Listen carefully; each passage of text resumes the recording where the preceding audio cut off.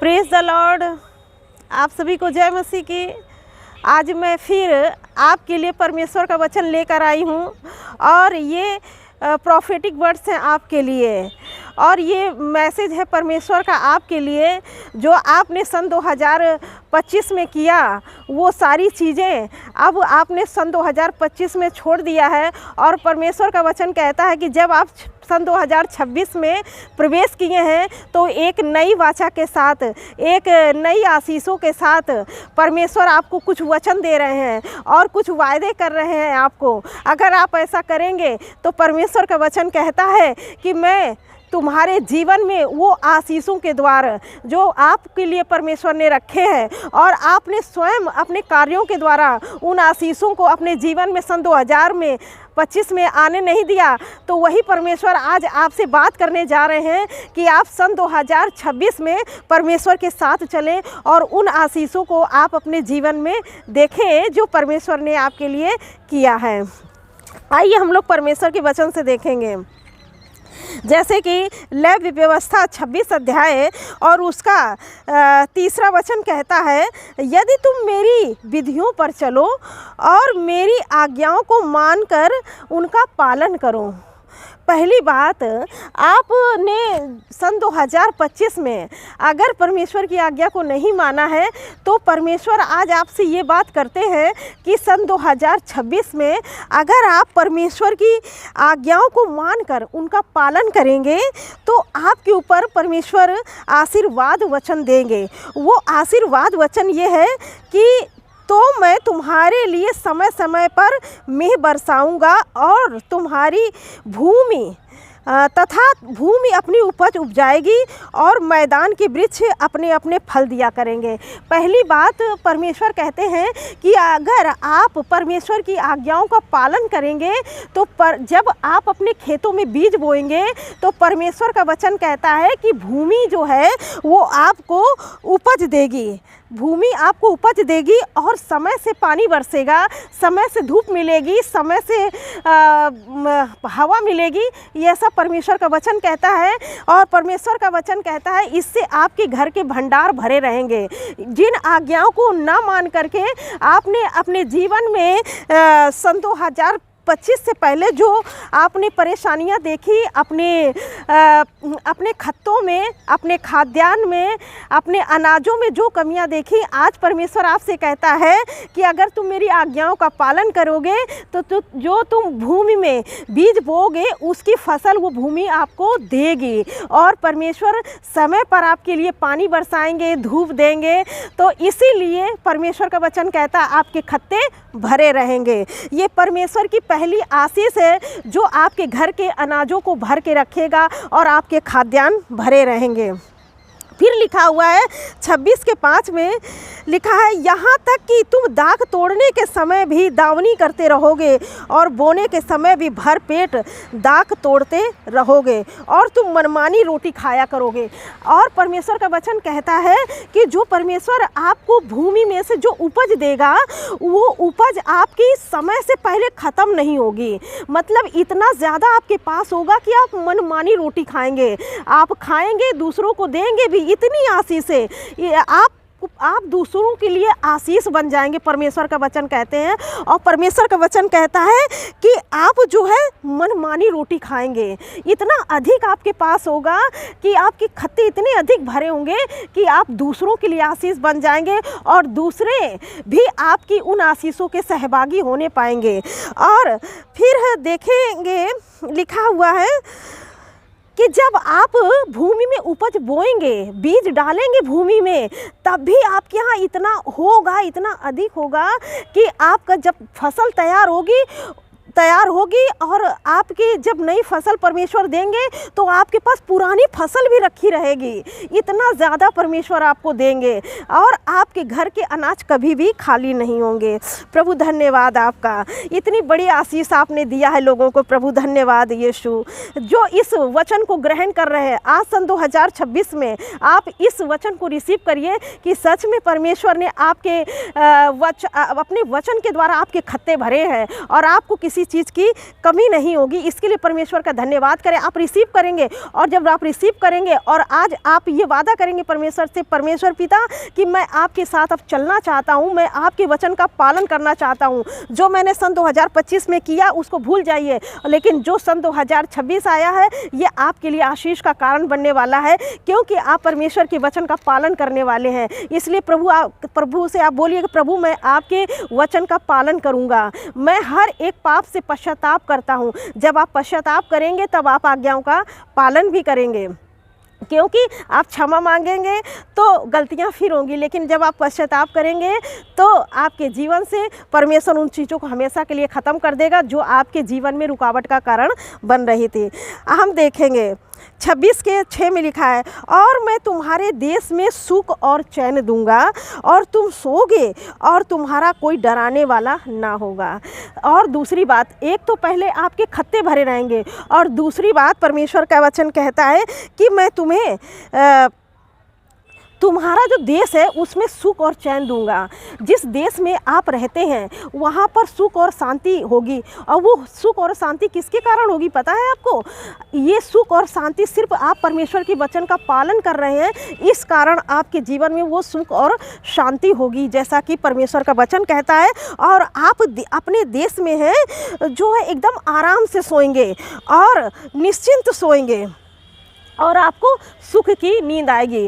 क्योंकि जब देश में अकाल होता है, मरी होती है, तलवार होता है, महंगाई होती है, विपत्ति होती है और समस्याएं होती हैं, युद्ध होता है, तो कोई भी व्यक्ति हो सुख और चैन से नहीं रह पाता है। लेकिन जिस जगह पर आप परमेश्वर के वचन को रिसीव कर रहे हैं और आप ये मन बना लिए हैं कि मैं आप परमेश्वर की आज्ञा का पालन करूँगा, तो परमेश्वर कहते हैं आप अपने देश में चैन से सोने पाएंगे, और आपके देश में परमेश्वर सुख और शांति देगा। आपको ना महंगाई गिरा पाएगी, ना आपको बीमारी मार पाएगी, ना आपके ऊपर तलवार चलेगी, ना आपको मरी मार पाएगी, क्योंकि आप परमेश्वर के वचन का पालन करते हैं। इसलिए उन सारी चीज़ों को उनको छूने का अधिकार है ही नहीं कि वो आपको छू सके।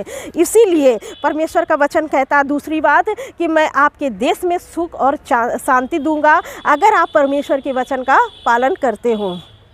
और तीसरी बात, और तुम अपने शत्रुओं को मार भगाओगे और वे तुम्हारी तलवार से मारे जाएंगे। और जितने शत्रु हमारा शत्रु कौन है? जो हमारे आत्मिक जीवन में उन्नति में हमारे लिए बाधा है, जो परमेश्वर के वचन में चलने में हमारे लिए बाधा उत्पन्न करता है। तो जो हमारे शत्रु हैं, हमारे शत्रु अगर हम आत्मिक रूप से देखें, हमारे शत्रु हैं बीमारियां, हमारा शत्रु है कर्जा, हमारा शत्रु है महामारी, हमारा शत्रु है बीमारी, हमारा शत्रु है कंगाली। तो ये सारी चीज़ें क्या है? ये हमारे सब शत्रु हैं, और परमेश्वर के वचन के कारण ये शत्रु आपके जीवन में टिकने नहीं पाएंगे।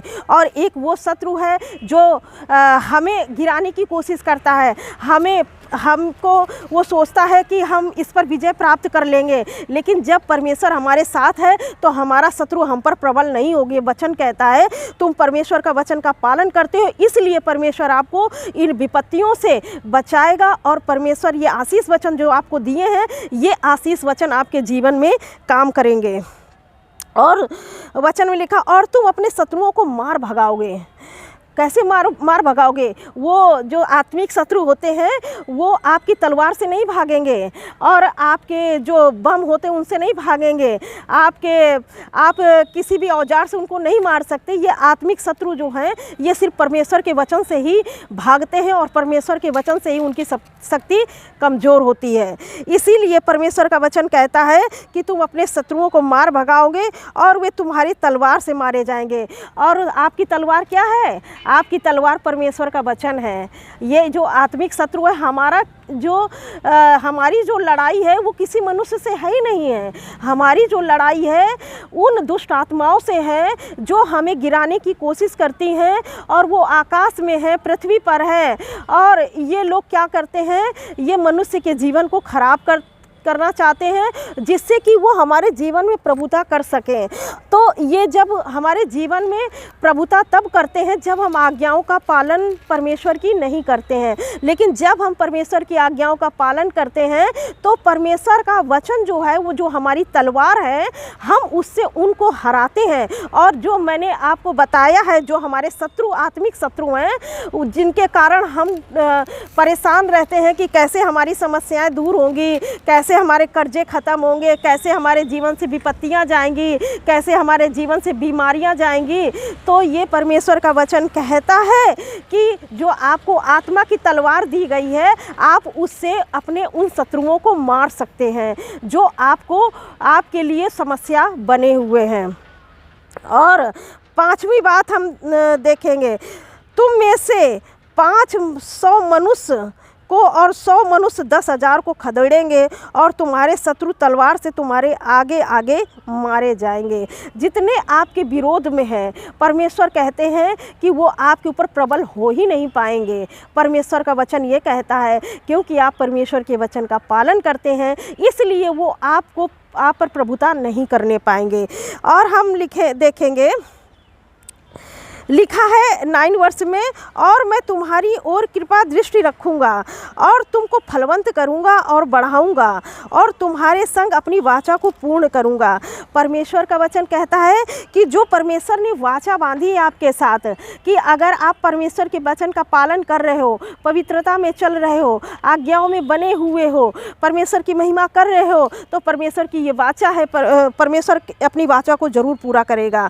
क्योंकि परमेश्वर मनुष्य नहीं कि कह करके झूठ बोले, परमेश्वर परमेश्वर है। और परमेश्वर का वचन कहता है कि जिस काम को आपने करने की चर्चा की है परमेश्वर से, परमेश्वर उस काम को आपके लिए करेंगे, क्योंकि परमेश्वर आपसे प्रेम करते हैं।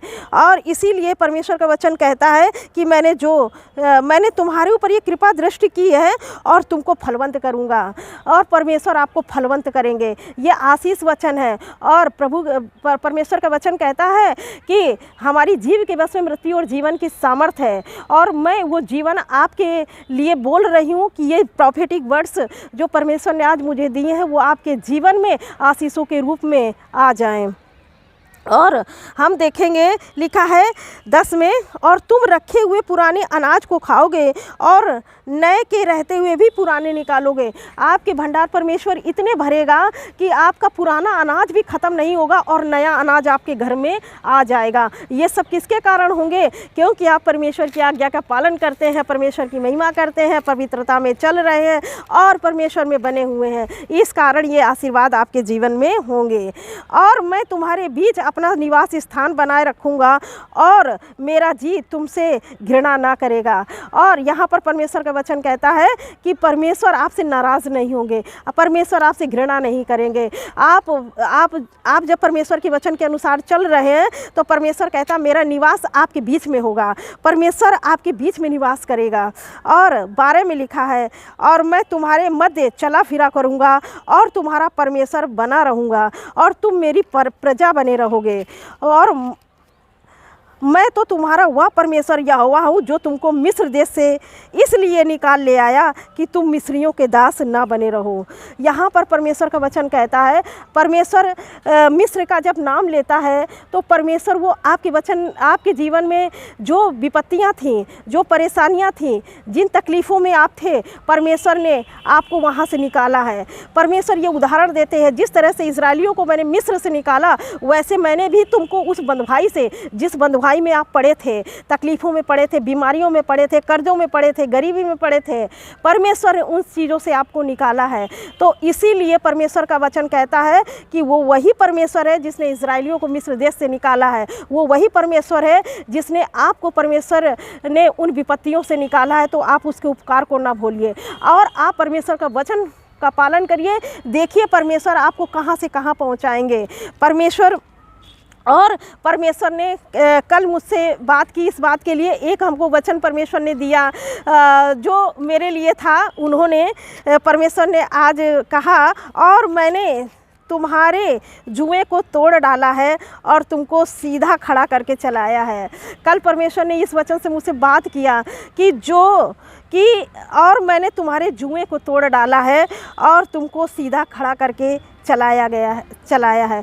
तो आज मैं भी आपके लिए ये प्रॉफिटिक वर्ड्स देती हूँ कि जो परमेश्वर ने मुझे दिया कि आज सन 2026 में जितने जुएं आपके ऊपर रखे थे, जितना भार आपके ऊपर रखा था, आज परमेश्वर का वचन कहता है कि मैंने उसको तोड़ डाला है। आप जिन जुओं में आप दबे हुए थे, और वचन कहता, और तुमको जब आपके ऊपर जुआ था, आपके ऊपर बोझ था, आपके ऊपर वचन था, तो वचन कह रहा है कि आप सीधे नहीं खड़े हो पा रहे थे।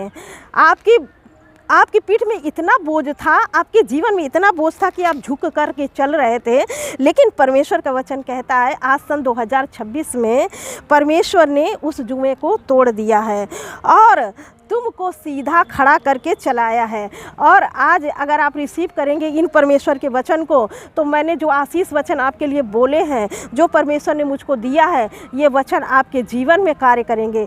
आप ये जो आशीष वचन है, ये जैसे आज मैंने बोला, तो अगर आप सोचेंगे कि हमको ये आज दिखाई दें, तो ऐसे तुरंत चीज़ें नहीं दिखाई देती हैं। लेकिन जब आप विश्वास करेंगे और आप ये विश्वास करेंगे कि सच में परमेश्वर, मैं इन वचनों को रिसीव करता हूँ अपने जीवन में और मैं पश्चाताप करता हूँ उन पापों से, और मैं प्रभु आपके साथ चलना चाहता हूँ। परमेश्वर पिता, मैं आपके साथ बना रहना चाहता हूँ, आपके वचन का पालन करना चाहता हूँ। परमेश्वर पिता, अगर आपके पास वो शक्ति नहीं है तो आप परमेश्वर से शक्ति मांगिए, आपको परमेश्वर शक्ति देंगे, क्योंकि मांगोगे तो आपको मिलेगा ज़रूर परमेश्वर की ओर से। क्योंकि मनुष्य के अंदर ये सामर्थ्य नहीं होती है कि वो पाप से निकले। परमेश्वर से आप जब प्रार्थना करेंगे तो आप पाप से भी बाहर निकल पाएंगे और आप परमेश्वर की आज्ञाओं का पालन कर सकेंगे। क्योंकि अंधकार की वो शक्तियां हैं जो कभी भी मनुष्य को पाप से बाहर नहीं निकलने देना चाहती हैं। इसीलिए ये जो मैंने आशीष वचन आपके लिए दिए हैं, जो परमेश्वर ने दिए हैं, ये आपके जीवन में ज़रूर कार्य करेंगे। पहले परमेश्वर आपको वचन देते हैं, जैसा कि आपने पहले परमेश्वर ने आपके जीवन में ये बीज बोया है, और अब ये बीज क्या है, फसल लेकर आपकी आएगी। अगर आप विश्वास करेंगे कि ये वचन मेरे हृदय के बीच में गिरा है, मेरे हृदय की भूमि में गिरा है, तो और ये बीज जो है ये फसल लेकर के आएगा, तो सच में पहले परमेश्वर ने आपके अंदर ये बीज बो दिया वचन का, अब ये बीज क्या हो रहा, फसल लेकर के ज़रूर आएगा। पहले परमेश्वर बीज बोता है, फिर वो बीज क्या होता है, मरता है उस ज़मीन में, और मरता है फिर क्या होता है, वो फलवंत होता है। तो आपकी ज़िंदगी में ये वचन बहुत आज से कार्य करेगा। पहले परमेश्वर आपका माइंड सेट बदलते हैं, परमेश्वर आपकी सोचने का तरीका बदलते हैं, परमेश्वर आपको अपने वचन से भरते हैं, परमेश्वर आपको इस काबिल बनाते हैं कि इतनी आशीषें, इतने परमेश्वर के वचन, इतनी आशीषें जब आप अपने जीवन में देखेंगे तो भटकने का भी बहुत डर रहता है। इसीलिए परमेश्वर उन सारी आशीषों को एक साथ भर के आपको नहीं देते हैं। परमेश्वर सबसे पहले आपके जीवन को बनाते हैं। परमेश्वर आपके जीवन को जब बना देते हैं, आप इस योग्य हो जाते हैं कि इन आशीषों को ग्रहण करने वाले बन जाते हैं।